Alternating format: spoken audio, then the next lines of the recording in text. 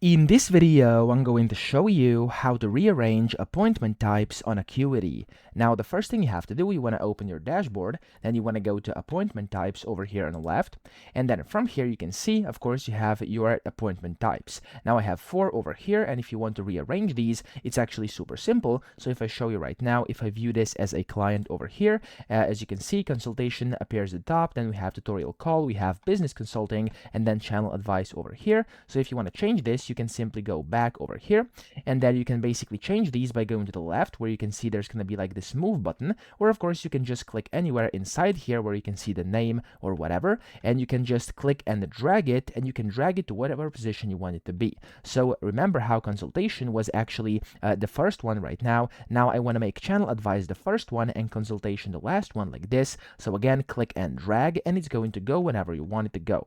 Now you can then view as client, and as you can see, there we go, this has been updated. So I hope this video helped you out. If it did, please subscribe to the channel and help me out as well.